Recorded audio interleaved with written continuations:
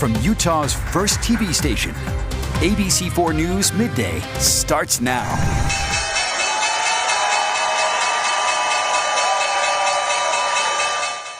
Well, you heard it there, but a rough opening to the stock market today. The Dow fell more than 1,100 points at the start.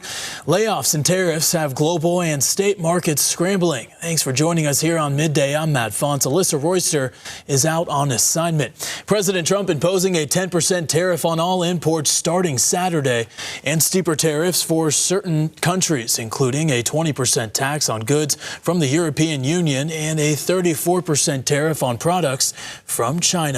So how does this affect the state of Utah? Well, ABC4's Yunsen Kim talked to economists about how it could impact you and your wallet.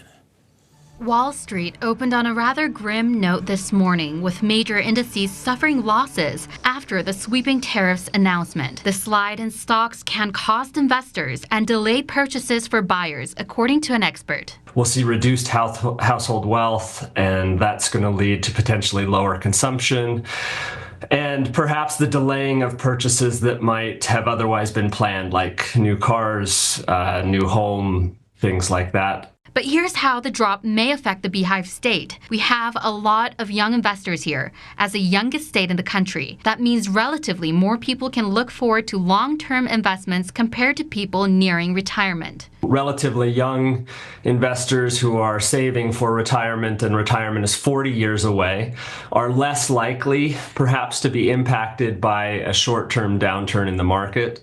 Those who are nearing retirement in the next few years might feel that this is a particularly bad hit to take right now. Also, many Utah companies didn't seem to follow the downward trend of Wall Street. Only 3 of the top 10 Utah companies by market cap saw a drop in stock prices. If you think about Utah's economy, we sort of like the main 5 that I go to. It's tech, it's aerospace and defense, it's manufacturing and distribution, it's financial services, and of course, life sciences and healthcare.